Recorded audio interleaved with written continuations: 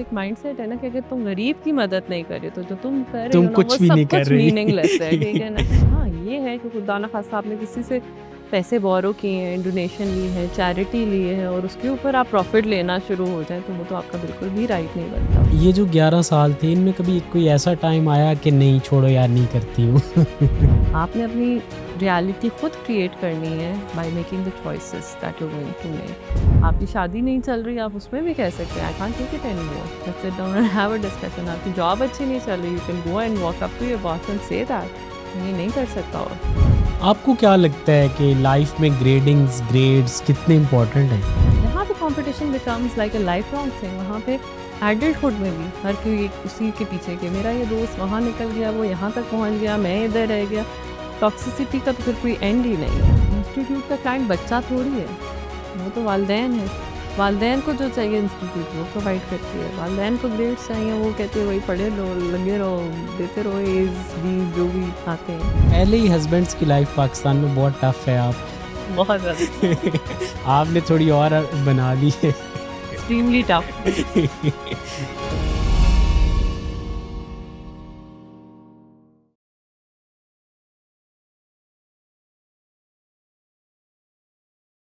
जी ma'am, कैसी हैं आप? ठीक हैं? अल्लाह का शुक्र है, बिल्कुल ठीक-ठाक, आप बताएँ?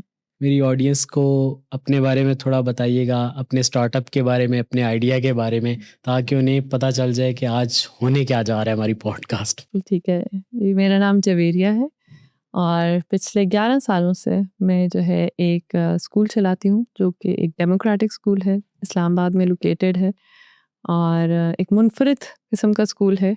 अम, जिसके अंदर हम बच्चों को ये बताते हैं कि उनकी वॉइस की बड़ी इम्पोर्टेंस है एंड अपनी वॉइस को इस्तेमाल करके वो अपने लिए एक बेहतर लाइफ और फिर आगे एक बेहतर फ्यूचर कैसे सिक्योर कर सकते हैं।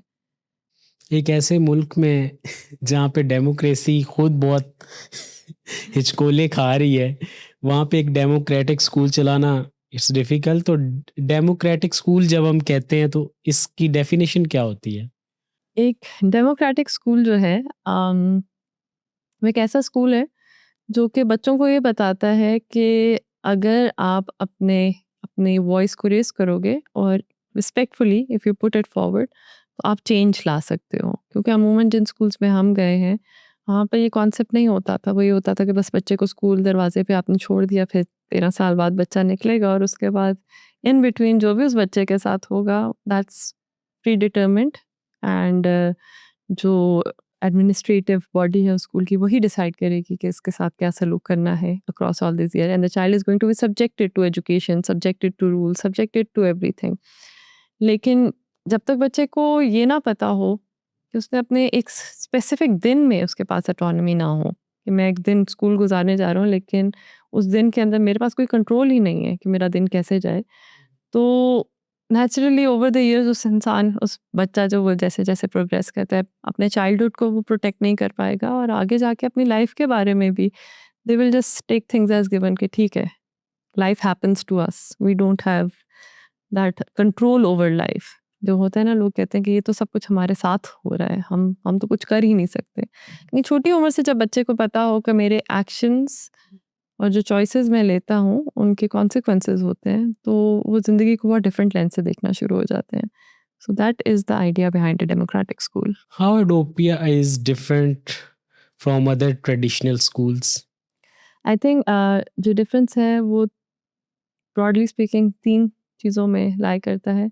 एक तो ये है कि जैसे मैंने बात की कि वॉइस की, कि हम कोशिश करते हैं कि एक गिवन दिन के अंदर भी 8 से लेके ढाई बजे तक का भी जो दिन बच्चा गुज़ारेगा, उसके अंदर वो कुछ चॉइसेस ले कि मैंने अपना दिन कैसे स्पेंड करना है। तो उनकी जो ये वॉइस है वो बहुत इम्पोर्टेंट होती है हमारे लिए। दूसरी बात ये है कि हम बच्चों को सिखाते हैं कि आपने एक-दूसरे के साथ कैसे रहना है। अगर आप ओवरऑल दुनिया में देखें कि बच्चों को जिस तरह स्कूल्स में रखा जाता है, वो और प्रिज़न्स का माहौल काफ़ी सिमिलर होता है। जेल में भी ऐसा ही होता है, कैदी नंबर ये, इधर लाइन बना के जाएँ, ये आपको खाना 804। मिल रहा है, ये आपका बैठने का टाइम है, ये आपका उठने का टाइम है एंड ऑल ऑफ दैट। बहुत कम फ़ोकस होता है स्कूल्स में जनरली कि एक-दूसरे से के साथ कैसे रहना है, आपने अपने आप को एक्सप्रेस कैसे करना है, अपने इमोशंस को कैसे रेगुलेट करना है, आपकी अगर कोई हॉबी है तो उसको कैसे फ़ॉलो करना है। इंसान तो काफ़ी हद तक बहुत मल्टी डायमेंशनल होता है।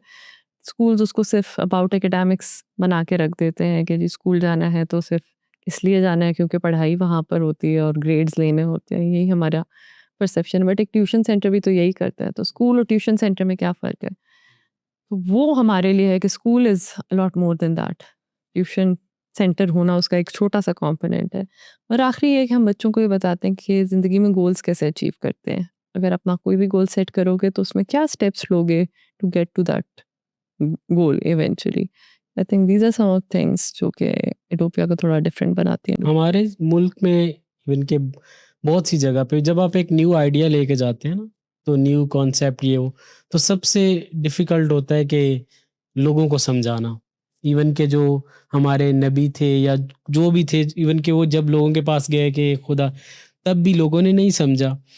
और इसी तरह जब आगे लाइफ में अब कोई भी अपना चीज़ लेके आता है, लोग पहले उसे कहते हैं यार ये पागल है, ठीक है?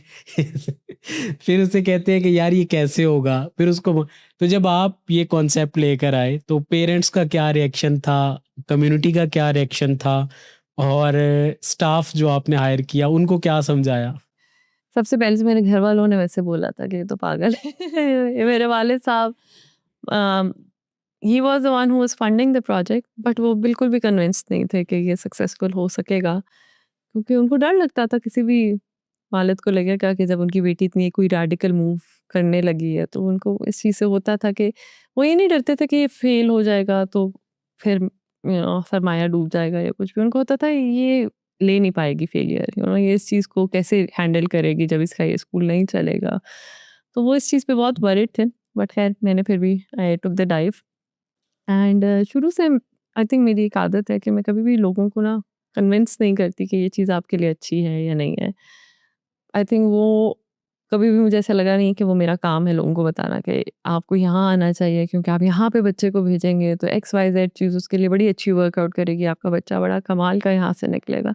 इवन जो हमारे शुरू शुरू के पेरेंट्स थे, जब भी मैं उनसे मिलती थी तो मैं सिर्फ उनको ये बताती थी कि हम ये करना चाहते हैं, पता नहीं सक्सेसफुल होंगे या नहीं होंगे, मुझे नहीं पता, मेरा तो कोई एक्सपीरियंस भी नहीं है, मैं तो बिल्कुल भी एक फ्रेश ग्रेजुएट हूँ। हमने एक स्कूल स्टार्ट कर लिया, अगर आपको लगता है कि आपको भी अपने बच्चे के लिए ये चाहिए तो आएँ साथ मिल के देख लेते हैं कैसा जाएगा। बड़े डेयरिंग पेरेंट्स थे जिन्होंने शुरू-शुरू में हमें ट्रस्ट किया और अच्छे-अच्छे बड़े-बड़े एस्टेब्लिश स्कूल से अपने बच्चे मूव कर रहे थे। हमारे पास कुछ बच्चे बहुत बड़े भी थे जिन्हें मूव कर रहे थे। लेकिन बस यही आई थिंक एक ऑनेस्टी एक ऐसी चीज़ थी जिसने हमें बहुत हेल्प किया कि ट्रांसपेरेंटली हम उनको बताते थे ये हमारा एजेंडा है, लेट्स डू इट टुगेदर। और टीचर्स का भी ये है कि मुश्किल है पाकिस्तान में टीचर्स ढूँढना, बिकॉज़ बहुत सारे लोग इस इंटेंट से बड़े नहीं हो रहे होते कि हमने बड़े होके टीचर बनना है। पाकिस्तान में आपको बहुत कम ऐसे लोग मिलते हैं। और अमूमन लोग जो आते हैं एजुकेशन की फील्ड में वो डिफरेंट फील्ड से ट्रांसफ़र कर रहे होते हैं। तो उनके पास वो नेसेसरी एक्सपीरियंस या नॉलेज एट टाइम्स नहीं होती जो एक अल्टरनेटिव स्कूल के लिए ज़रूरी है। जी। शायद ट्रेडिशनल के लिए तो फिर भी कुछ ना कुछ जी, उनके लिए चल फ़ायदा जाता है, हो हाँ। जाता है, लेकिन alternative is like another another ball game. जैसे एक ट्रेडिशनल स्कूल होता है वो कॉपी पेस्ट से बन जाता है, कंट्रोल सी कंट्रोल वी नया स्कूल बन गया है, आप एक हाँ, सिलेबस वो लगा दें, सिलेबस है, ये किताबें लगा टीचर्स दें, हैं। कमरों में बच्चे रख लें और कहें ये स्कूल बन गया।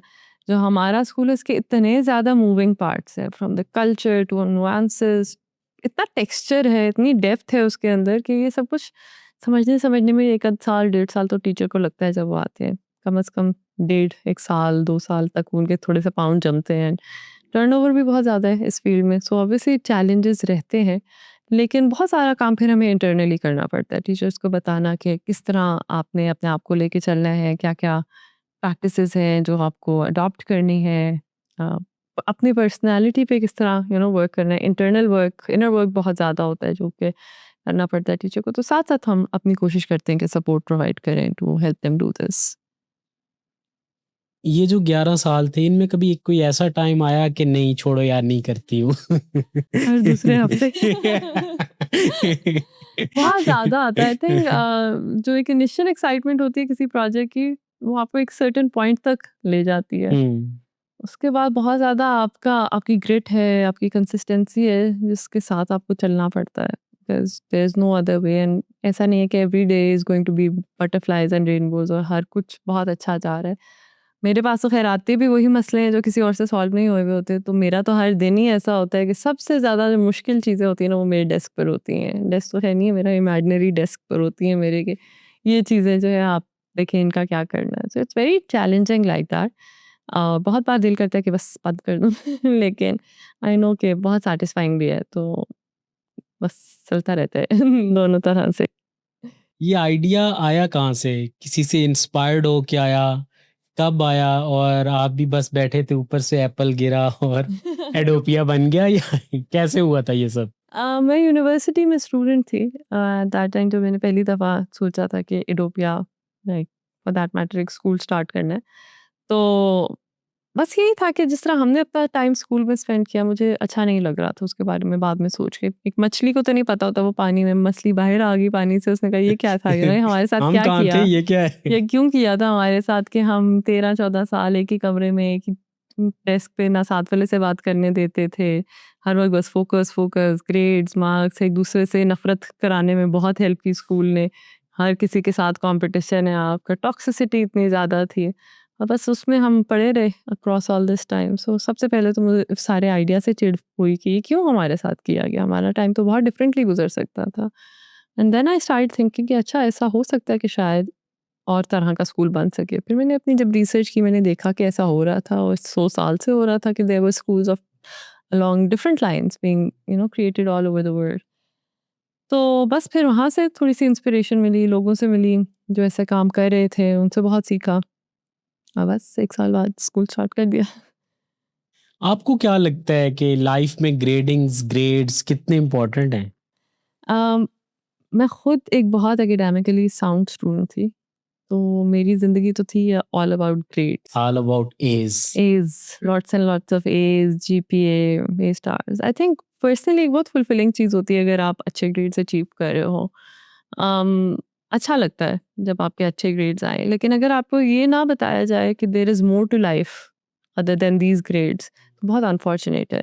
और हमें नहीं बताया जाता था, हमें बस होता था पढ़ लो, स्कूल जाओ, ग्रेड्स ले लो और यही तुम्हारा सब कुछ है, सक्सेस यहीं से आएगी। लेकिन लाइक आई सेड कि इंसान बहुत मल्टी डायमेंशनल होता है। इंसान अगर एक फील्ड ऑफ लाइफ में एकेडमिक्स में ए ले भी रहा है, क्या पता आपका रिलेशनशिप्स में डी चल रहा हो आपको पता ही नहीं है, सही क्या? So all of these things are very important as a whole, grades being one of them, जिसकी वजह से हम एक ऐसा स्कूल है जो कि कभी ओ लेवल्स के ग्रेड्स अपने नहीं मार्केट करते। आते हैं, एज भी आते हैं, बीस भी आते हैं, सीज भी आते हैं, डीज भी आते हैं, जैसे हर स्कूल के आते हैं। लेकिन हम अपने ए स्टार वाले बच्चे, ए वालों की तस्वीरें नहीं लगाते हैं। एंड वो बहुत बहुत सालों से नहीं लगाए। लोग समझते हैं इसलिए नहीं लगाते हैं क्योंकि इनके रिजल्ट अच्छे नहीं आते होंगे, कि इसलिए ये इनका नहीं सी लगाते हैं। आता इनके तो है। सब बच्चों के सी आते होंगे, किसी का ये नहीं आता होगा।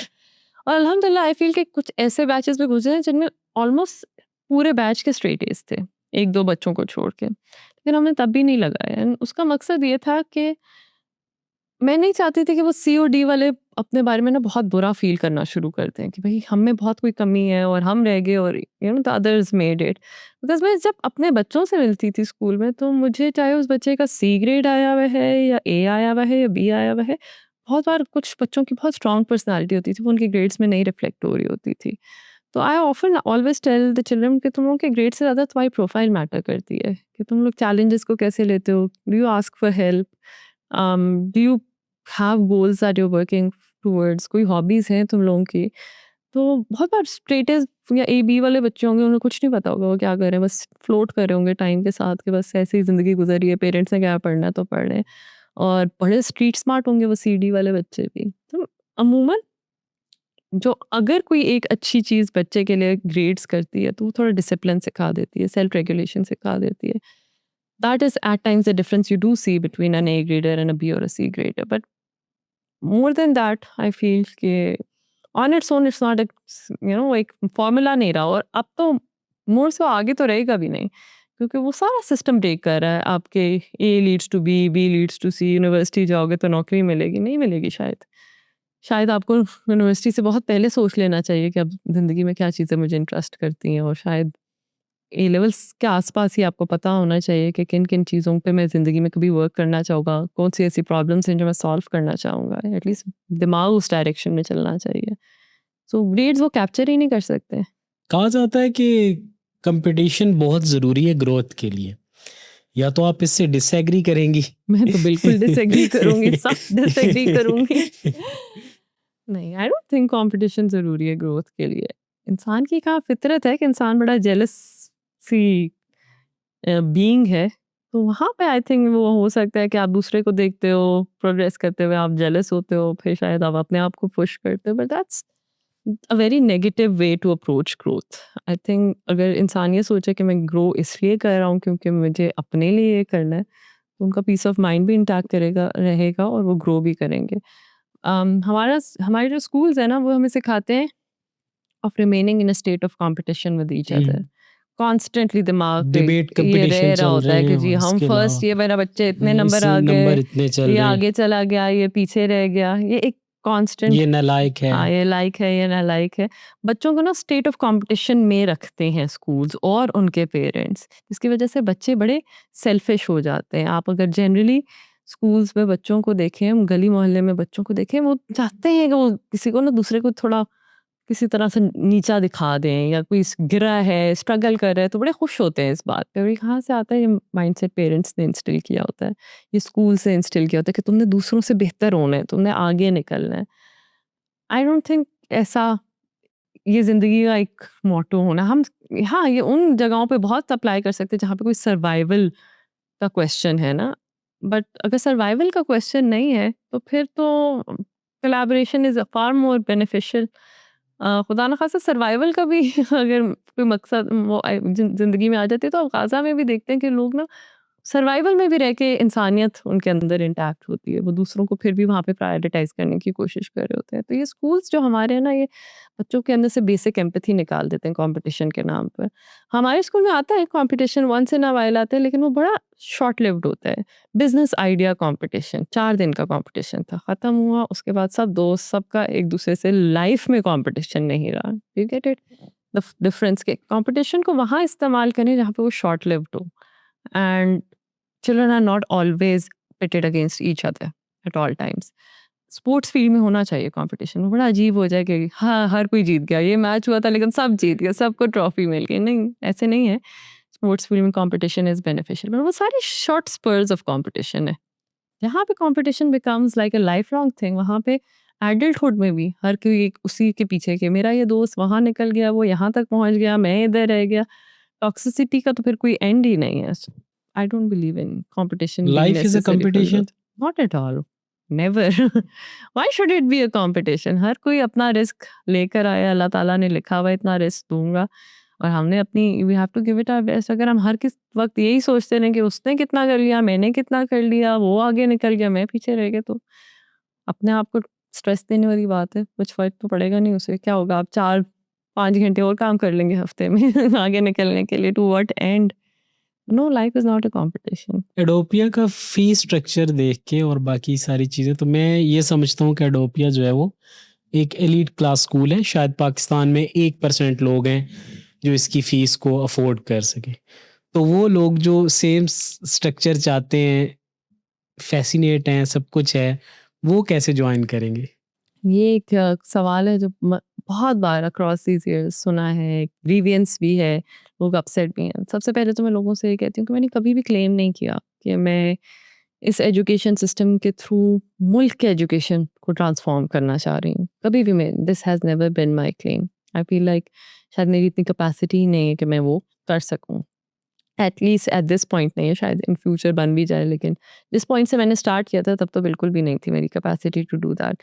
मेरे पास एक आइडिया था, मुझे लगता था एजुकेशन इस तरह होनी चाहिए। ना मेरे पास कोई गवर्नमेंट की सपोर्ट थी टू एक्चुअली पुट दैट और bring that idea to life. कोई भी मेरे पास फंडिंग नहीं। गवर्नमेंट की सपोर्ट सिर्फ़ खुद को ही होती है। पता नहीं किसकी मिलती होगी भाई, मुझे तो ना देना था गवर्नमेंट ने कोई सपोर्ट उस टाइम पे। I was a 22 year old, 23 year old with no experience whatsoever. मुझे तो कहीं से भी फंडिंग नहीं मिलनी थी।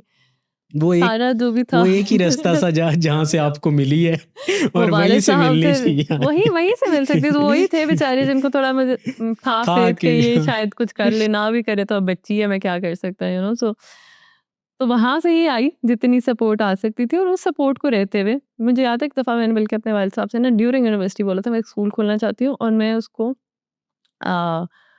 फ्री फॉर ऑल करना चाहती हूँ। तो मेरे वालिद साहब का वैसे भी बिज़नेस से ताल्लुक है। तो उनका बेटा सस्टेन कैसे करेगा ये बिज़नेस? मैंने कहा आप डालते रहिएगा, पीरियोडिकली फंड्स डालते रहिएगा ये यूनिवर्सिटी की एक थॉट है। मैंने कहा हाँ, बेटा ऐसे ज़िंदगी नहीं ऐसा नहीं चलती, होता। Good ideas have to be self sustaining to begin with. तो ऑब्वियसली क्योंकि एक ऐसी चीज़ थी, एक आइडिया था जिस पे मैंने वर्क करना था, फंडिंग कंप्लीटली एंटायरली मेरी ओन अपनी थी, तो सबसे पहले तो survival was something that was very important, sustaining that idea is something that was very important for all of अस।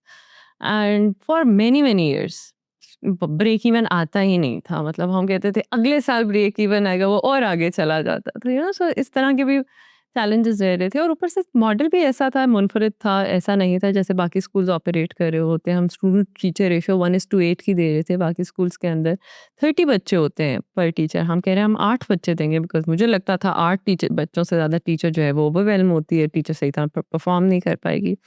फिर हमारे पास ना अपनी ज़मीन थी, ना कुछ इस तरह, रेंट्स बहुत ज़्यादा हैं, जो भी प्रेमिसेस ले रहे हैं वो रेंट पे ले रहे हैं, और ये भी कभी नहीं सोचा कि एक स्कूल के साथ जब रेंट होता है वो बहुत ज़्यादा हो जाता है, क्योंकि आपको बहुत बड़ा एरिया चाहिए, जी, वो एंड आपकी real thoughts estate on in the चीज़ों के हैं। सेंटर ऑफ अ सिटी वो बहुत एक्सपेंसिव होते हैं। तो all of these things did make the fee go up. जैसे-जैसे जो-जो चीज़ें आप उसके अंदर ऐड कर रहे हो, जो-जो आप उसके अंदर नए आइडियाज़ ला रहे हो, आप कोई भी कोचेज़ ऑन बोर्ड ले रहे हो, हर चीज़ कॉस्ट को बढ़ाती जाती है, तो वो कॉस्ट असल में बहुत ऊपर चली गई। Which is why it did become like a school, जो कि एक सर्टेन सोशियो इकोनॉमिक लेवल के लोग जो हैं वो बेहतर एक्सेस कर सकते हैं। जहाँ तक मैं अपने पर्सनल लेवल पे किसी को कोई सपोर्ट दे सकती हूँ, वो मैं कोशिश करती हूँ कि हाँ, मैं फाइनेंशियल एड्स भी हैं हमारे स्कूल में, स्कॉलरशिप्स भी हैं। वो जहाँ तक मैं कर सकती हूँ, वो करती हूँ। लेकिन वो जो एक माइंडसेट है ना कि अगर तुम गरीब की मदद नहीं कर रहे, तो जो तुम कर रही तुम हो ना, वो कुछ भी सब नहीं कर कुछ मीनिंगलेस है, ठीक है ना? रही।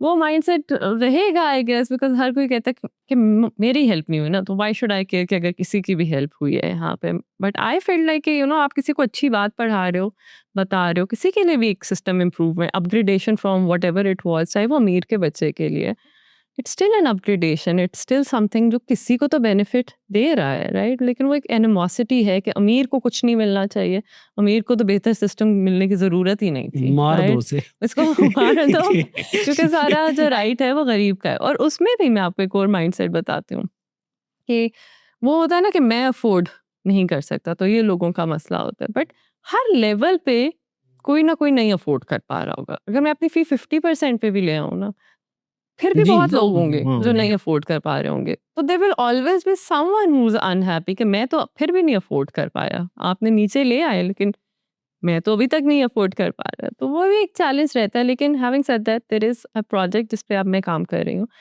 Again saying that this is not going to be वो द तो आप answer of the education system. लिख के भी लगा सकती हैं, मैं सबको खुश नहीं कर नहीं कर सकती, ये सकती। प्रैक्टिकली पॉसिबल ही नहीं है, लिमिटेशंस है।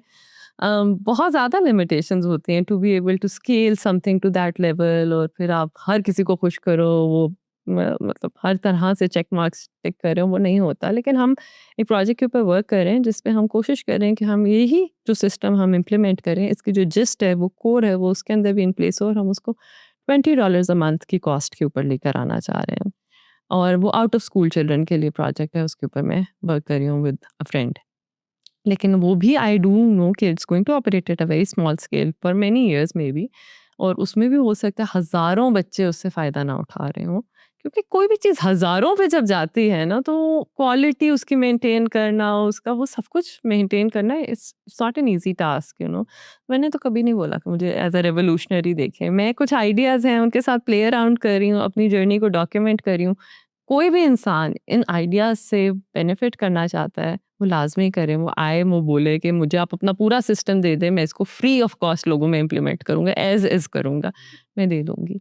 लेकिन I don't think I would want to be that person. I would want to be that person, but I don't think I would be able to be that person who makes that change at that scale.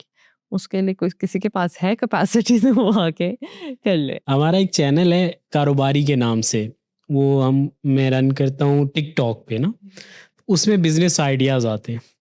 तो एक दफ़ा हमने business idea में school as a business idea दिया। अब उसकी reach अच्छी है, लाइक मिलियंस ऑफ पीपल जो है उसको देखते हैं, तो पूरी जनता पूरी आवाम इकट्ठी होके आ गई कि स्कूल बिजनेस नहीं है। आप क्या कहती है इसके बारे में? इट डज़ पे माय बिल्स, मेरे लिए तो इट इज़ अ प्रोजेक्ट जहाँ से मैं तो कमाती हूँ एंड एवरीवन मेरी फैमिली भी कमाती है। सो आई डू थिंक देखें, हमें इस चीज़ को ना इतना नेगेटिवली नहीं देखना कि just because someone is earning a living out of it does makes it very vile in any way कि ये नेगेटिव चीज़ है कि आप इसमें से कमा कैसे रहे हैं। जब इंसान किसी भी आइडिया में अपनी फंडिंग लगाता है तो they have a right to a return on that funding, it's as simple as that. हाँ, ये है कि खुदा ना खास्ता आपने किसी से पैसे बोरो किए हैं, डोनेशन ली है, चैरिटी ली है और उसके ऊपर आप प्रॉफिट लेना शुरू हो जाएं तो वो तो आपका बिल्कुल भी राइट नहीं बनता। बट किसी भी चीज़ में आप अपना टाइम, एफर्ट, इन्वेस्टमेंट लगाते हो, you going to get a return out of it and we also get a return out of it.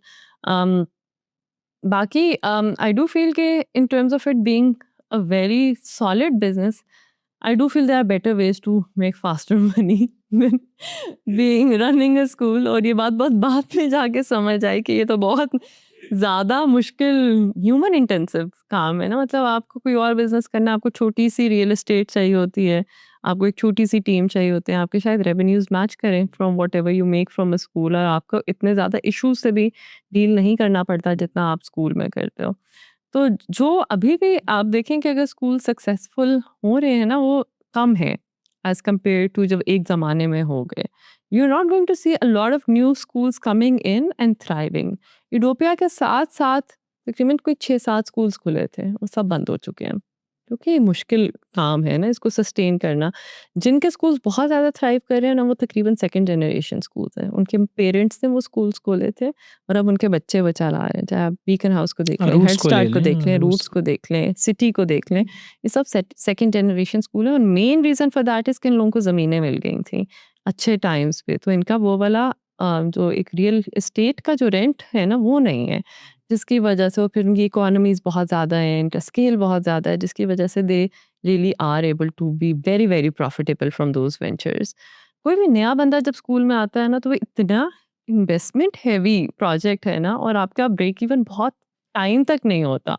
एक दफ़ा हो जाए एंड स्कूल सस्टेन हो जाए तो it can give you a good living, but it is not like some of the other projects जो कि बहुत जल्दी आपको रिटर्न्स देते हैं और बड़ा एक आपका साफ सुथरा सा काम होता है। दिस इज़ वेरी असल वेरी में ये भी चैलेंजिंग। आपकी थॉट्स हैं।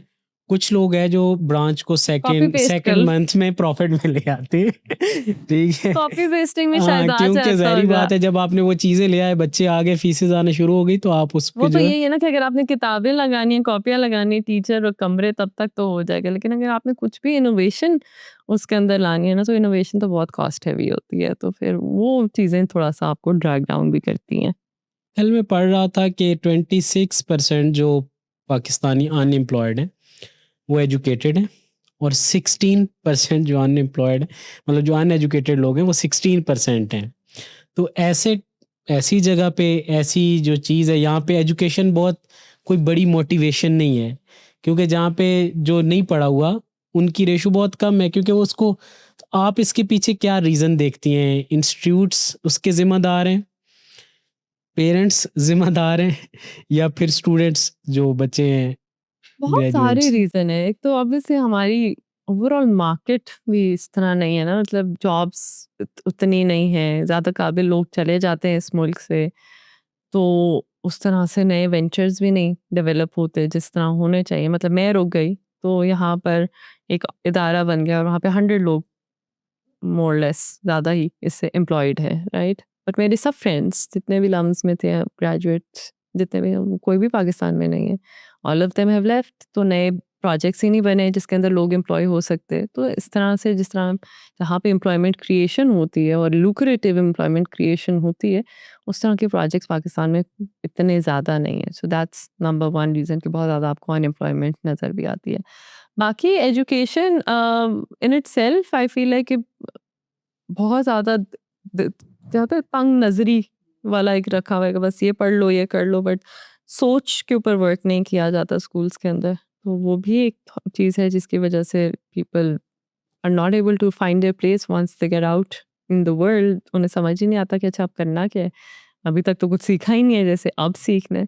सो उसमें जो लोग जिनको आप कहते हैं तंत्री, hustlers, they make a lot out of this economy, this place as well, क्योंकि उनकी सोच होती है कि क्या प्रॉब्लम है जो मैंने सॉल्व करनी है। उनका एक माइंडसेट ही होता है कि लाइक अच्छा ये मैं इस मोहल्ले में रहता हूँ, यहाँ पे ब्लड सैंपलिंग बड़ी मुश्किल है, चलो मैं अपनी लैब यहाँ पे छोटी सी 2 वो मशीन लगा लेता हूँ कि लोगों को एटलीस्ट सीबीसी बेशक मेरे पास लाइसेंस है, नहीं हाँ, है, नहीं है, जो मैं भी ये कर लेता हूँ कि उनको एटलीस्ट अपनी बेसिक ब्लड रिपोर्ट मिलना शुरू हो जाए। You know they are always looking for problems to solve and they end up solving it. जो एजुकेटेड बंदा होता है वो वहीं पे फँसा होता है कि अब मैंने ये नौकरी कर ली, अब मैं इसको डिग्री को ले लूँ, अच्छा इस डिग्री से नहीं मिला, इस डिग्री को अपग्रेड कर लेता हूँ, अच्छा इससे भी नहीं मिला और अपग्रेड कर लेता हूँ और पढ़ लेता मैंने हूँ। मास्टर कर लिया, अब मैं फिर सब्जी की फिर शॉप हाँ, कैसे बना हाँ, सकता आप तो और फिर वो एक माइंडसेट भी हो जाता है कि ये तो अब दिस इज़ बिलो मी, अब मैं ये क्यों काम करूँ, मैं तो इतना पढ़ा लिखा हूँ, है ना?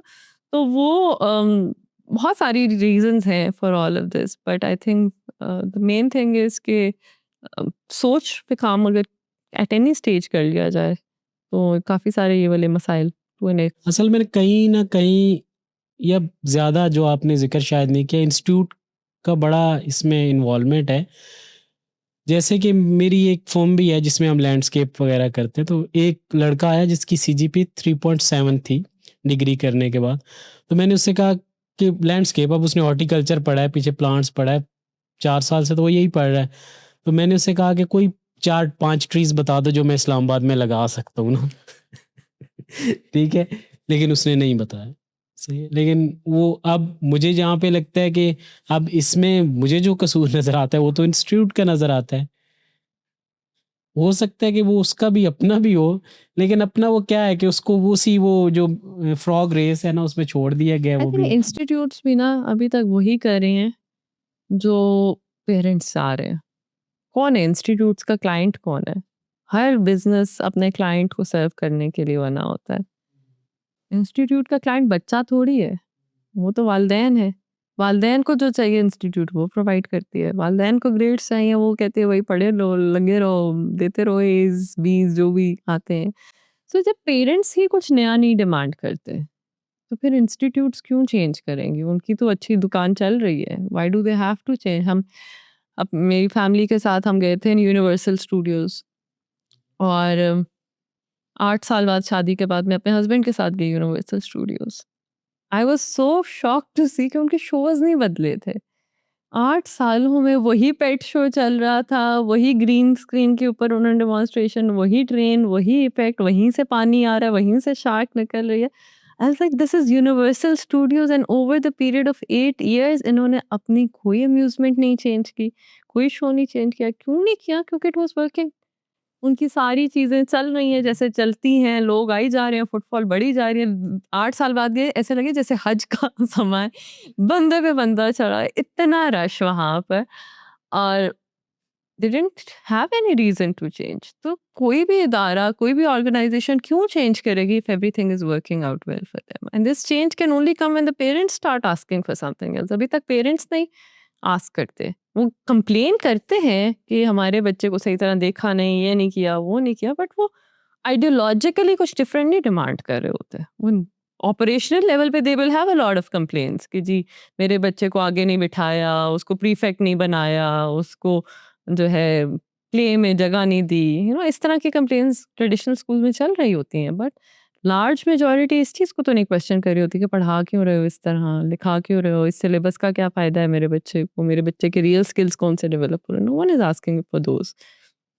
स्कूल्स भी नहीं देते फिर। असल में ये है कि हम तो 78 इयर्स के बाद इंग्लिश मीडियम और उर्दू मीडियम से ही बाहर नहीं आए। मसला यहाँ पे है, मतलब हमारे अभी पेरेंट्स जो हैं या जो हमारी कोई 98% लोग हैं उनका यही एक है कि इंग्लिश इंग्लिश एक्सेंट के साथ बोलते हैं हाँ, मेरा बच्चा। इंग्लिश अभी भी एक्सेंट के कुछ साथ। पेरेंट्स के ना वो फेसबुक के ग्रुप्स होते हैं, उसपे मदर्स होती हैं अपने डिफरेंट मसाइल शेयर कर रही होती हैं, तो उसमें ना ये इतनी बार मुझे नज़र आया कि जी उनके लिए एक फ़ख्र की बात होती है कि मेरा बच्चा उर्दू एक्सेंट इंग्लिश एक्सेंट से बोलता है, बताएँ कौन से स्कूल में डालूँ? कहाँ से जी सीखा? यूट्यूब से उसने एक्सेंट सीखा, मेरा बच्चा फुल इंग्लिश बोलता है, अब मैं अब कहाँ पे डालूँ? मेरी बेटी 4 साल की है, इंग्लिश नहीं बोलती है। बिल्कुल आती ही नहीं है उसको उस तरह से इंग्लिश, फ्लुएंट है ही नहीं अभी तक इंग्लिश में। समझ लेती है, फिर थोड़ा बहुत आपको बोल भी पार्क्स लेती में है। या बाहर मॉल्स में पेंडू-पेंडूपन तो नहीं महसूस नहीं, होता कभी अपना? अल्हम्दुलिल्लाह कभी भी पेंडूपन नहीं महसूस हुआ। लेकिन ये बस एहसास कमतरी है लोगों की कि वो इंग्लिश और को एजुकेशन समझते हैं कि बच्चे को इंग्लिश बोलना आ गया, अब मेरा बच्चा एजुकेटेड है। एंड हम अपने बच्चे की पर्सनैलिटी ना बिल्कुल ही इसमें ख़त्म कर देते हैं। I do get it, English एक इम्पॉर्टेंट ज़ुबान है, एट सम पॉइंट आनी चाहिए, फ्लुएंटली बोलना भी ज़ाहिर आना बात चाहिए, आगे कम्युनिकेट ग्रामेटिकल करना है। एरर्स नहीं होने चाहिए टू एन एक्सटेंट। ख़ास तौर पे आपने प्रोफेशनल फील्ड में जाना है, वहाँ पे कहीं पे इस्तेमाल होने हैं, तो this is going to be very important. But एक 4 साल के बच्चे को इंग्लिश ना आए, 5 साल को ना आए, दिस इज़ नॉट इम्पॉर्टेंट। असल स्टोरी असल में यहाँ शुरू होती है, बच्चे को आए ना आए, जब मदर जो होती है वो बोलने की कोशिश करती वो भी कर रहे है। हैं उनके, देखिए हाँ, हमारी वो नेशनल लैंग्वेज नहीं है, तो कोई मसला नहीं अगर उनके भी एरर्स हैं या कुछ भी। लेकिन हमें इसको ना ये सोर्स ऑफ क्राइटेरिया नहीं नहीं, सेट सोर्स ऑफ करना। प्राइड नहीं बनाना चाहिए कि हुँ। मेरा बच्चा इंग्लिश बोलता है, तो इसलिए मेरा बच्चा बड़ा काबिल है, यू नो। मतलब आप ये देखें कि आपके बच्चे की सोच क्या है, आप उसके ऊपर फ़ख्र महसूस करें कि आपके बच्चे का सोचने का क्या तरीका है, वो दोस्तों के साथ कैसा है, वो अपने कॉन्फ्लिक्ट्स हैंडल कर पा रहा है, नहीं कर पा रहा है। ज़ुबान तो ज़ुबान होती है, उर्दू हो चाहे इंग्लिश हो, कहीं न कहीं सीख भी लेगा, इंग्लिश भी सीख लेगा। लेकिन वो सोच जब तक पेरेंट्स की नहीं बदलेगी ना, तो स्कूल्स भी नहीं बदलेंगे। इसीलिए मैं सबसे ज़्यादा अब कोशिश ये करती हूँ कि मैं पेरेंट्स के साथ काम करूँ। इडोपिया के पेरेंट्स अल्हम्दुलिल्लाह लार्जली आई वुड से 80-90% ऐसे लोग हैं जिनकी सोच बहुत मुख्तलिफ है, तभी वो हमारे पास आते हैं और हम हमेशा से कहते हैं इधर तभी आएँ जब आपको लगता है कि this is align with your thought process. हम आपको कन्विंस तो नहीं कर रहे हैं कि आप इधर आएँ। आपको लगता है कोई सही कि आप आ जाओ, और अल्हम्दुलिल्लाह 80-90% हमारी ऐसी ही फैमिलीज़ हैं जैसे जिन चीज़ों पे मैं प्रायोरिटी दे रही हूँ कि ये चीज़ें इंपॉर्टेंट है, उनके लिए भी यही इंपॉर्टेंट है। लेकिन जो पेरेंट्स आउट ऑफ इडोपिया हैं, उनको मैं बहुत एजुकेट करने की कोशिश करती हूँ कि इन चीज़ों को प्रायोरिटी बनाएँ। मैं पेरेंट्स के लिए कोर्स भी मैंने रन किया था, कोशिश बड़ी है मेरी कि मैं इसको दोबारा से रीरन कर लूँ। 2 साल हो गए अभी तक कर नहीं पाई, मेरे बच्चे छोटे थे इस वजह पेरेंट्स से। को खुदारा ये समझा दें कि आपकी डॉक्टर और प्रायोरिटीज़ क्या हैं? इंजीनियर बनने से ही आपका बच्चा जो है ना, अगर आपका बच्चा डॉक्टर, इंजीनियर बनना चाहता है तो लाज़मी बने, लेकिन वो बनना चाहे लेकिन तो हाँ, सही ना। उसका लेकिन शौक तो हो हमें तो वहाँ पे। सबको बनाना है हाँ, ना अभी। सबको सबको तो बना लें अगर सब बनना चाहें तो। मतलब don't make it first and foremost about the child, कि बच्चे के अंदर क्या स्ट्रेंथ्स हैं, वो क्या करना चाहता है, उसकी क्या एरियाज़ ऑफ इम्प्रूवमेंट है, उसकी क्या पोटेंशियल है। डॉक्टर भी बन जाए कोई बुरी बात नहीं है, बने लाज़मी बने, अभी एक इंजीनियर भी मिनिस्टर बने। ना रिसेंटली कह रहे थे कि खुदारा अपने बच्चों को ना डॉक्टर बनाना बंद कर दें। वजह ये है कि हमारे पास जो है ना वो 1 लाख या समथिंग सैलरी है, और अगर हमने पोस्ट हमारे पास 100 हैं तो हमारे पास 50,000 एप्लीकेशन है, 40,000 समथिंग। तो वो वाले हैं। अच्छा, जो दूसरे हैं वो तो जो मेरिट पे आते हैं या इवन के खुद वो कहीं ना कहीं शिफ्ट। अब ये वो वाले हैं जिनके पेरेंट्स को शौक था कि हमने डॉक्टर बनाना है, उन्होंने 1 करोड़ रुपया, 10 मिलियन 8 मिलियन समथिंग स्पेंड किया उस पे, और किसी तरह अब उसको डॉक्टर बना दिया। अब वो सेकंड ये क्योंकि एक फैशन भी बन चुका है, ट्रेंड, और लड़कियों का तो मुझे लगता है कि इसलिए डॉक्टर बनाया जाता है कि रिश्ते अच्छे आ जाते हैं। आई थिंक देखिए मेरे पास कल एक बच्चा बैठा हुआ था मेरे स्कूल का, वो कह रहा था कि मैं सोच रहा हूँ कि मैं मेडिसिन को परस्यू करूँ। मैंने कहा देखो दैट्स अ गुड थॉट कि तुम मेडिसिन को परस्यू करना चाह रहे हो, but as long as you also personally feel कि this is the problem you want to solve. अगर तुम्हें बीमार लोगों के साथ इंटरैक्ट करने में कुछ खुश खुशी फील होती है, तुम्हें कोई सेटिस्फैक्शन फील होती है, तुम्हें लगता है कि एग्जिस्टिंग हेल्थ केयर सिस्टम में कोई प्रॉब्लम्स है, तब तुम बनो डॉक्टर। इसलिए नहीं बनना कि यहाँ पे पैसे अच्छे मिल जाएँगे, कोट पहन के जाऊँगा, नाम के साथ डॉक्टर लगा डॉक्टर लगे, तो गाड़ी फिर पे लिखूँगा, मैं घर जो के है बाहर लिखूँगा, अपने हर कार्ड शादी पे के कार्ड लिखूँगा में लिखूँगा। डॉक्टर साहब की शादी है, इसलिए तुमने डॉक्टर नहीं बनना। तो डॉक्टर बनने इन इटसेल्फ में कोई मसला नहीं है, और हमें चाहिए इस मुल्क में अभी भी हमें बहुत अच्छे डॉक्टर्स चाहिए, इंजीनियर्स चाहिए, सब कुछ। As long as the children are becoming engineers and doctors based on a personal realization कि ये मैं करना चाहता हूँ अपनी ज़िंदगी के साथ, नॉट बिकॉज़ हाजी का टैग लगाना तो हज करना वाली बात। कहीं ऐसा तो नहीं होगा कि आपके स्कूल के बच्चे जो कि बिल्कुल डिफरेंट एनवायरनमेंट में, बिल्कुल डिफरेंट स्टाइल में एक अपनी लाइफ गुजार ली है 10-12 साल एडोपिया में, आप बाहर गए हैं तो वो कह रहे हैं भाई ये तो दुनिया हमारे लिए है ही नहीं, तो क्या ये प्रॉब्लम तो नहीं फेस करना पड़ेगा? देखिए हर किस इंसान की दुनिया जो है ना वो उसकी रियलिटी उसके एक्शन से शेप होती है।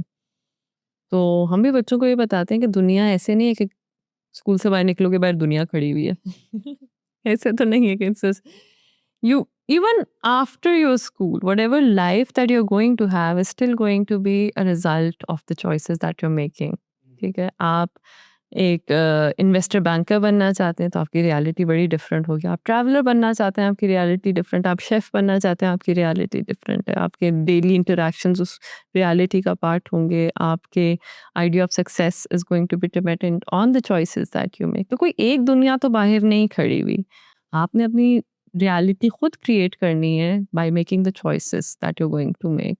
सो यही बात हम अपने बच्चों को भी बताते हैं कि हाँ, शौक आएगा, चैलेंज आएगा, but it's not like utopia की ज़िंदगी बड़ी आसान है और सब कुछ ऐसे बैठे हुए हैं बच्चे और हर कोई आके सर्व कर रहा है कि बेटा आप क्या लेना चाहेंगे। बड़ी रफ लाइफ है स्कूल के अंदर की भी, बिकॉज़ बच्चों के पास टाइम जब ज़्यादा है, एक-दूसरे के साथ कॉन्फ्लिक्ट भी उस टाइम की वजह से बढ़ जाता है जब उनकी सीट प्री डिटरमाइंड नहीं है, तो कहाँ पे बैठना है वो भी सोचने में, नेगोशिएट करने में चैलेंजेस आते हैं। तो इट्स नॉट लाइक यूटोपिया के बच्चों की ज़िंदगी से बहुत अच्छी होती है, बड़ी खुशहाल होती है और कोई मसला ही नहीं सब कुछ होता, अच्छा सब होता कुछ है। अच्छा। वो भी फेलियर बर्दाश्त करते हैं, वो भी लड़ाइयाँ बर्दाश्त करते हैं, उनके भी दोस्त उनको बहुत-बहुत टफ टाइम देते हैं, वो भी आइसोलेशन कभी देखते हैं, कभी नहीं देखते हैं। सो यहाँ पे भी उनको एक बड़ा माइक्रोकॉज़्म तो है ये अभी भी कि जहाँ पे उनको हर तरह की चीज़ से डील करना पड़े। कभी उनको कोई टीचर नहीं अच्छा लगेगा, सिर्फ उसके साथ फिर भी पढ़ना पड़ रहा होता है। उनका पास ये प्रिविलेज है कि हाँ, जहाँ पे उनको उनकी बस हो रही है तो they can say no I can't take it anymore, let's sit down and have a discussion about it. जो कि इंसान के अंदर लाइफ के अंदर भी ऑप्शन है। आपकी शादी नहीं चल रही, आप उसमें भी कह सकते हैं I can't take it anymore, let's sit down and have a discussion. आपकी जॉब अच्छी नहीं चल रही, you can go and walk up to your boss and say that मैं ये नहीं कर सकता और right. So you have that option in life as well and so do you have an option in attitude. Pakistan में specially बड़े शहरों में कुछ ट्रेंड चल गया है कि लाइक जब आपका बच्चा पैदा होता है तो नाम शायद आप बाद में रखें, सबसे पहले उसका एडमिशन करवा लें, क्योंकि ये ना हो कि फिर वो लेट हो जाए और फिर हमारे स्कूल में आपको जगह नहीं मिलेगी। क्योंकि हमारे स्कूल का तो ऐसा ही है कि बच्चा पैदा होता है तो उसकी जो एडमिशन हो जाता है जब वो होगा तो। और फिर एक पेरेंट्स को हमेशा एक कंसर्न होता है अबाउट एज, कि किस एज में बच्चे को स्कूल भेजना है। तो आप उसके बारे में कैसे गाइड करेंगी?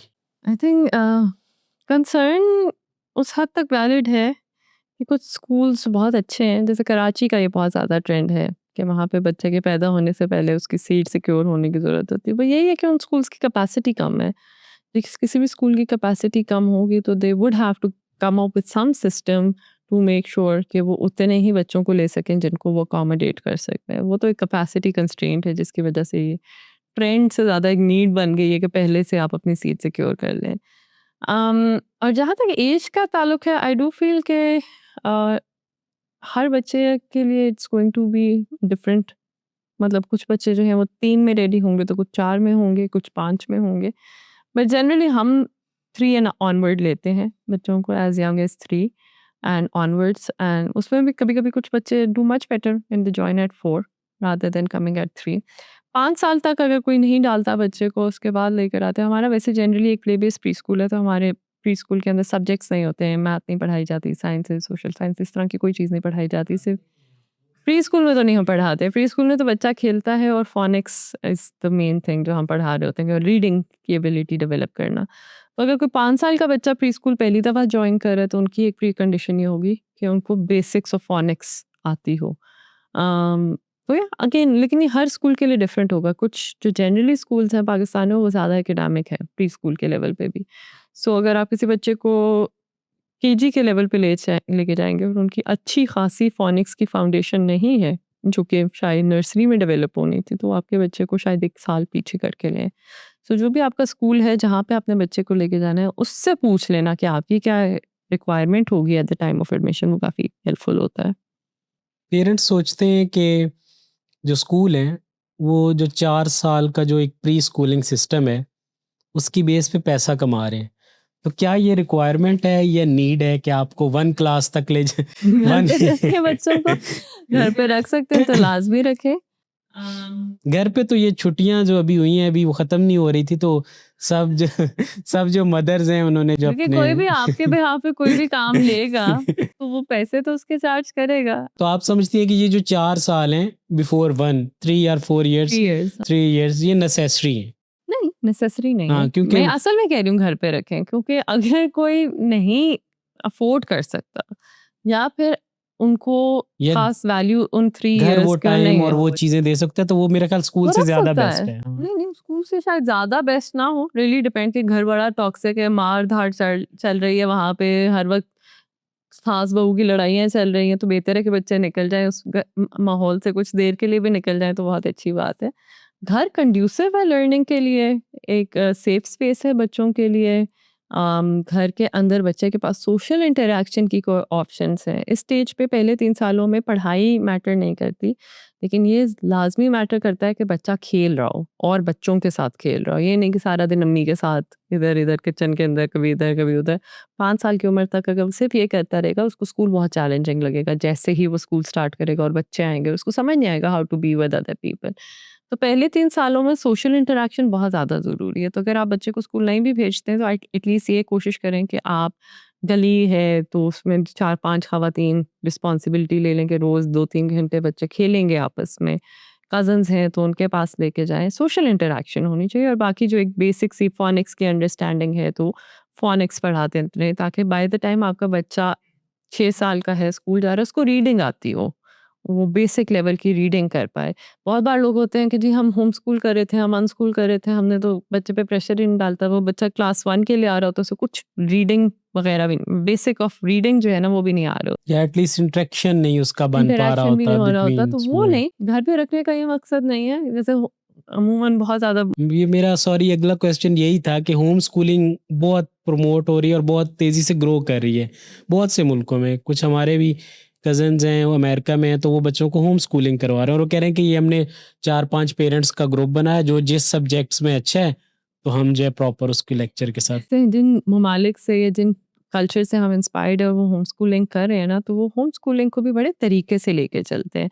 फिर वो बच्चों के लिए एक्सपीरियंसेस क्रिएट करते हैं जिनसे बच्चे बेनिफिट कर सकें। जहाँ पे वो बच्चों को जैसे आपने कहा को-ऑप्स में लेके जाते हैं, मल्टीपल फैमिलीज़ मिल के अपने बच्चे रेज़ कर रही होती हैं। वो बड़ा ही खूबसूरत निज़ाम होता है जिसके अंदर बच्चों को सोशल इंटरैक्शन भी मिलती है, लर्निंग भी मिलती है। तो पाकिस्तान में भी अगर कोई को-ऑप की सूरत में अपने बच्चे को होम स्कूल करने की कोशिश करे, I think that's a very good idea. लेकिन अगर कोई सिर्फ होम स्कूल कर रहा है, जिसके अंदर बच्चा घर में है, ना उसको कुछ सिखाया जा रहा है, ना उसको एंगेजमेंट दी जा रही है, उसे सिर्फ घर में रखा जा रहा है, जो कि बहुत जगहों पे होता है कि माएँ कहते हैं जी हमारे पास तो इतनी नहीं है कि हम लो ले लेके बच्चों को फिरते रहें, बाप तो इनके बाहर होते हैं। पेरेंट्स फादर की तो कोई इन्वॉल्वमेंट ही नहीं है होम स्कूलिंग में, करा तो सारी माँ रही है और माँ के पास ना रिसोर्सेज़ हैं, ना एक्सेस टू अदर पीपल है। तो उसका मतलब कि बच्चा सिर्फ घर में बैठेगा, टीवी देखेगा, स्क्रीन देखेगा, थोड़ा बहुत माँ जो है टॉप डाउन लर्निंग करा देगी और वो कहेंगे कि ये होम स्कूलिंग है। I don't think that is very beneficial for the children because बच्चों को बच्चों की ज़रूरत होती है, बच्चों को एक सोशल लाइफ़ की ज़रूरत होती है। तो हाँ, as long as you can manage their social needs to an extent and आप उनको एक हेल्दी पॉजिटिव एनवायरनमेंट दे सकते हो और माँ is well supported by the husband. माँ is not someone who is traumatised जो अपने ही ट्रॉमा के साथ डील कर रही हैं, अनवेल हैं, जो कि is a very normal reality in in our Pakistan yes. जिसके अंदर husbands are completely missing from the picture when it comes to raising children. सारा प्रेशर माँओं के ऊपर है और माँ ही नहीं है उस रेगुलेटेड स्टेट ऑफ माइंड में कि वो बच्चों को बहुत ही नर्चरिंग तरीके से रेज़ कर पाएँ, जिसमें मार-धाड़ भी आ जाती है। फिर जैसे ही जो गुस्सा किसी और पर है, वो सबसे पहले बच्चे पे निकलता है।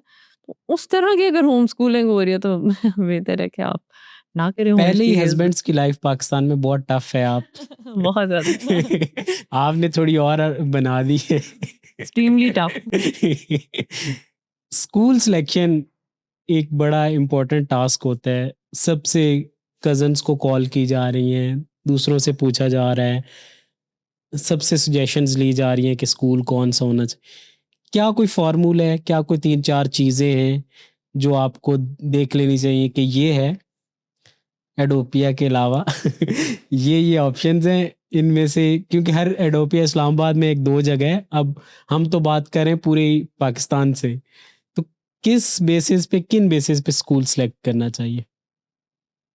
देखें मेरे जो है मैं सिस्टम, जो ऑनेस्टली सिस्टम है। मैंने तो अपने बच्चे को स्कूल नहीं भेजना था अगर मेरा अपना ना होता। I don't know if I am not the best person to answer this. But सबसे ज़्यादा यही है कि आपको पता होना चाहिए कि आपकी अपनी वैल्यूज़ क्या हैं। एज़ अ फैमिली आप किन चीज़ों को प्रायोरिटाइज़ करते हो, आपके लिए कौन सी ऐसी चीज़ें जो अहमियत रखती हैं, कौन सी ऐसी चीज़ें जो अहमियत नहीं रखती, एंड उससे आपको मैप करना होता है स्कूल की आइडियोलॉजी पे कि अच्छा हमें हमारे लिए ये चीज़ें इम्पोर्टेंट है, स्कूल में क्या है जो उसके ऊपर मैप हो पा रहा है। That is all you have to do. और बाकी यही है कि आई थिंक मोर और लेस आप किसी भी स्कूल के अंदर जाएँगे, काफ़ी सिमिलर एक्सपीरियंसेस हैं अदरवाइज़। मतलब वो एक तरह के स्कूल हैं, चाहे आप एक में भेजें, दूसरे में, तीसरे, जहाँ पे जिसकी admin at that point in time strong है, वो आपको एक अच्छा एक्सपीरियंस दे देगा। और कोर्स में भी ज़्यादा फ़र्क नहीं होता, टाइम टेबल्स में भी ज़्यादा फ़र्क नहीं होता, तो बहुत ज़्यादा डिफरेंस है नहीं जनरली स्कूल्स के अंदर इन टर्म्स ऑफ दैट। बट आपको ये देखना है कि आपकी वैल्यूज़ के साथ वो अलाइन्ड कितना है। अगर मैं खुद को कारोबारी समझूं और स्कूल को एक बिजनेस समझूं, तो बिजनेस अट्रैक्ट करने के लिए ना हमेशा क्लाइंट को आपने कुछ अट्रैक्शंस देनी होती है। जैसे कुछ ये ख़वातीन वाले ब्रांड्स हैं तो सेल्स लगा दी, उसके पीछे 100 फैक्टर होते हैं, रियलिटी है, कुछ नए ट्रेंड्स। स्कूल्स भी ना कुछ नया पेरेंट्स को ट्रैप करने के लिए करते रहते हैं। कभी का आजकल जो बेस्ट ट्रेंड चल रहा है ना, वो बड़ा सा एआई लिखा होता है, उसके साथ कोडिंग लिखा होता है, और उसके साथ इससे पहले जो था वो आईटी था, कंप्यूटर लैब था। नहीं, स्विमिंग पूल भी होता है हाँ, कभी-कभी बना हुआ। ठीक है। लेकिन अब ये वाले जो कैप्चरिंग पॉइंट हैं, ये ज़रूरी तो हैं। देखें, एआई भी फ्यूचर में ज़रूरत पड़ेगा, कोडिंग भी है, लेकिन किस हद तक ज़रूरी है और कब से स्टार्ट करना चाहिए? आप इसके बारे में क्या कहती हैं? um, आई थिंक देखिए, बच्चों के लिए ना एआई हो या कोडिंग हो या कंप्यूटर हो, जिस टाइम में हम रह रहे हैं ना, कुछ भी सीखना तो प्रॉब्लम है ही नहीं।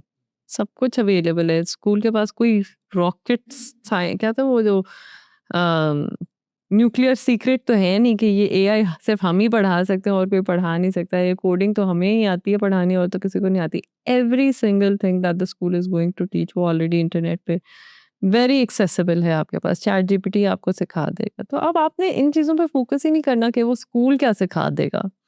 सारी चीज़ें तो आप घर पे भी सिखा सकते हैं। आपने तो ओवरऑल विज़न को देखना है, कल्चर को देखना है, मेरा बच्चा इस माहौल से क्या सीखेगा, इस इंटरैक्शन से क्या सीखेगा, that has to be more of a priority. तो आई डोंट नो, मतलब नॉलेज बहुत चीप हो चुकी है। इस ज़माने में लर्न करना वो वाला टाइम तो नहीं है कि आपको कुछ लर्न करना है तो आप जब तक लाइब्रेरी का दरवाज़ा खोल के शेल्फ में जाके किताब नहीं निकालेंगे, आपको इन्फॉर्मेशन नहीं मिलेगी। So whatever the school tries to market in terms of what they're teaching, वो आप अपने बच्चे को खुद भी सिखा सकते हैं। तो फिर क्वेश्चन ये रह जाता है कि इन स्कूल्स को फिर करना क्या है कि ये तो रिप्लेस हो जाएंगे अगर इसी तरह, और असल में हो जाएंगे, हो जाने भी चाहिए। एक टीचर एक बहुत बेहतर तरीके से, एआई ट्यूटर जो है वो एक टीचर से बहुत ज़्यादा कॉम्पिटेंट है in a lot of fields, and we have to come to terms with it. एक टीचर उस तरह से अटेंशन नहीं दे सकती बच्चे को जिस तरह एआई दे सकता है। सो फिर अब ये सब कुछ जब चल रहा है तो इस सब के पीछे हमने ये देखना है कि अच्छा फिर what to do with this time and space जो बच्चों ने स्कूल में आके स्पेंड करना है। And good schools are going to be the ones who actually answer this question. बाकी सारे आहिस्ता-आहिस्ता फिज़ल आउट करना शुरू हो जाएँगे। आप देखेंगे कि बहुत अरसे बाद, the next few years, you won't see the schools as we have seen them all this time, because अब वो टाइम आ गया है कि they won't be able to last for a very long time like that. Parents के दरमियान एक बड़ा हॉट टॉपिक होता है कि बड़े स्कूलों में जाके बच्चे खराब हो जाते। ठीक है। आपकी भी स्कूलिंग अच्छी थी, तो मैं आप समझता हूँ कि कोई परफेक्ट गेस्ट मिला है इससे ये क्वेश्चन कर सकूं या आप खराब रही है कि, नहीं? कि क्या रियलिटी है इसके पीछे, और आप लोगों का बैच कितना खराब हुआ, आप कितने सब खराब हुए। खराब थे, सब के सब। यही तो स्कूलिंग बीकन हाउस है, थ्रू आउट माय लाइफ में बीकन हाउस में गई हूँ। एंड खराब तो गली में भी हो जाता है बच्चा, मोहल्ले में भी हो जाता है, स्कूल में भी होता है। खराब होना तो एक कंपनी इन्फ्लुएंस करती है आपको, आसपास के लोग डेफिनेटली उनकी वैल्यूज़ और आपकी वैल्यूज़ कहीं ना कहीं गडमेंट होती हैं। It becomes a hot pot of a lot of different values. वो लोग ख़राब कम से कम होते हैं जहाँ पे घरों में ओपन कम्युनिकेशन चैनल्स होते हैं, बच्चे झूठ नहीं बोलते अपने पेरेंट्स से। जहाँ पर एक सख्ती का माहौल होता है तो बच्चे झूठ बोलने में बहुत अच्छे हो जाते हैं। वो सब कुछ छुप के कर रहे होते हैं लेकिन पेरेंट्स के सामने वो व्हाट वैल्यूज़ वाला उनका चल रहा होता है। तो हमारे भी बहुत सारे ऐसे फ्रेंड्स थे, सब लोग हम उस प्रोसेस से खुद भी गुजरे हैं जहाँ पे सख्ती ज़्यादा होती थी, तो हम झूठ बहुत अच्छा बोलते थे। एंड ऐसे ज़िंदगी चलती रही काफ़ी हद तक। तो खराब ना होना कोई शॉर्ट फॉर्मूला उसका नहीं है, अनलेस आप अपने बच्चे से दोस्ती करने के प्रिंसिपल्स को अंडरस्टैंड कर सकें। और उसमें भी at times children do take advantage of a very genuine authentic parent as well, उसको भी फ़ायदा उठा लेते हैं। बट खराब होंगे तो ज़िंदगी का टेक्सचर समझ आएगा ना। बिल्कुल ही सीधी-सीधी ज़िंदगी गुज़ारेंगे तो शायद उस ज़िंदगी से आप क्या बेनिफिट लेके जा सकते हैं। गलतियाँ करते हैं तो समझ आता है कि अच्छा फिर क्या, what next? What did we do wrong? What could we have done differently? And adult life में जितना मैंने देखा कि जो खराब भी हुए, lot of them did find their place, कुछ रियलाइजेशंस हुई, कुछ वापस ऑन ट्रैक आ गए, अपनी ज़िंदगी का कुछ ना कुछ कर ही लिया। लेकिन ये सब कुछ तो एक इंसान की पर्सनल जर्नी का भी पार्ट होता है कि मतलब वो जो कुछ घराने होते हैं जहाँ पे बच्चे को बिल्कुल शुरू से ही हिजाब की बात ले लें कि कुछ फैमिलीज़ में बहुत जल्दी कहा जाता है कि और कोई तरीका ही नहीं है, आपने पहनना ही है, कवर करना है। I have seen some of my friends जिनको बहुत जल्दी इस चीज़ की ज़बरदस्ती की गई, वो सबसे ज़्यादा ख़राब हुए। उन्होंने सबसे ज़्यादा रिबेल किया। और जैसे मेरे घर में तो कभी कोई था ही नहीं कि आपने करना है, ऐसे करना है, नहीं करना। मतलब no one in my family for instance right now covers their head. तो मुझे खुद पर्सनल हुआ एक सर्टेन पॉइंट पे लाइक जैसे मैंने करना है तो मैंने कर दिया। सो खराब कोई स्टैटिक चीज़ नहीं है कि वैसे खराब होगी तो वो वापस ये ठीक नहीं हो सकता। Reflection is an a part of life. It just keeps you going as you progress through life. मैं जब आपके सिस्टम में इंटर हुआ हूँ तो मुझे कोई ऑफिस नहीं नज़र आया जिस पर प्रिंसिपल बड़ा-बड़ा लिखा हो, या फिर वाइस प्रिंसिपल, फिर क्लर्क ऑफिस, अकाउंट ऑफिस, यहाँ पे ये होता है, ये होता है। तो क्या ये ऑफिसेज़ कहीं ऊपर हैं या नीचे हैं, या मैं नहीं देख पाया? है ही नहीं ना, इसलिए नहीं देख पाए हम। हमारे सिस्टम में किसी के पास वो बड़ा वाला टेबल, झंडी वाला नहीं है। मेरे अपने पास कोई ऑफिस नहीं है स्कूल के अंदर, कोई कमरा नहीं है जो स्पेसिफिकली मेरा हो। प्रिंसिपल के पास भी नहीं है, कोऑर्डिनेटर्स के पास भी अपने-अपने कमरे नहीं हैं। सारे मिलके एक ही कंबाइंड स्पेस है। वहीं पे हम काम करते हैं, 2 मीटिंग रूम्स बने हैं, जिसको जिसने मीटिंग लेनी है वो जाके वहाँ पे मीटिंग ले आते हैं। तो हमेशा से ऐसा ही है। तो फिर जब पेरेंट्स वगैरह आते हैं तो उनको आधा-आधा घंटा बाहर बिठाया नहीं जाता, और बाकी चीज़ें जो उनके सामने जो एक रखनी होती हैं कि नहीं, नहीं, कोशिश करते हैं कि ना बिठाएँ। कभी-कभी हो भी सकता है कि कभी थोड़ा-सा डिले आ जाए, लेकिन मेरी अपनी कोशिश है कि मेरी जिस टाइम पे मीटिंग है, मैं उस टाइम पे अवेलेबल हूँ। तो पेरेंट्स आपको को भी इतना फाउंडर ज़्यादा वाली होता है। फीलिंग्स कैसे आती हैं विदाउट डेस्क, जब विदाउट सबसे कायद-ए-आज़म की मुश्किल पिक्चर? इश्यूज़ रोज़ आपके पास 6 लाए जाए ना, तो वो बड़ी फाउंडर वाली फीलिंग आ फिर जाती है। आपको ये लग रहा होगा कि यार मुझे इन सब ने मिलके रखा हुआ है। मुझे ही रखा हुआ है सबने, क्योंकि जो चीज़ किसी और से हैंडल नहीं होती, फिर मैं कहती हूँ वो मुझे आप दे दें। तो बस वहीं से मुझे फाउंडर वाली फीलिंग आती है। और कुछ ऐसा है नहीं सिस्टम में जो मुझे फ़ील कराए कि मैं फाउंडर हूँ। वो सेलिब्रिटी वाला क्वेश्चन करते हैं, एक ऐसा मैसेज जो आप पॉडकास्ट के एंड पे देना चाहेंगे जिससे मुल्क बदल जाए, मुआशरा बदल जाए, पेरेंट्स बदल जाएँ, बच्चे बदल जाएँ? पता नहीं, सोच पे वर्क किया जाए, हर कोई अपनी-अपनी सोच पे वर्क करे, रिफ्लेक्शन को ज़िंदगी का एक पार्ट बनाएँ। थोड़ा टाइम निकाला करें अपने बहुत बिज़ी दिन में से, चाहे 5-10 मिनट हैं, जिसमें सोचें आज क्या किया? क्यों कर रहा हूँ जो मैं कर रहा हूँ? तो आई थिंक सोच से बहुत कुछ बदल जाता है। सोच ना बदले तो कुछ भी नहीं बदलता। Thanks for your time. इंशाल्लाह बहुत मज़ा आया और काफ़ी चीज़ें सीखी, और हम भी जाके सोचते हैं आज के कर क्या रहे हैं। 5 मिनट ही निकाले। हमारे स्कूल में 20 मिनट रोज़ निकाले जाते हैं, जिसमें बच्चे सिर्फ़ बैठ के सोचते हैं कि आज क्या कि भाई किया? जा किधर रहा है। अक्सर एवरी लोग डे पूरी 20 ज़िंदगी मिनट्स। चलते रहते हैं, जब आगे पहुँचते हैं ना तो कह रहे यार मैंने यहाँ आना ही नहीं था। इसीलिए पीरियोडिकली साथ-साथ सोच चलती रहे ये तो ज़ुल्करनैन ये साथ बैठा ना जो रिकॉर्ड, इसने बीएस फिजिक्स की है। बीएस करने के बाद, फिजिक्स करने के बाद कहता है मैं तो इसलिए था ही नहीं।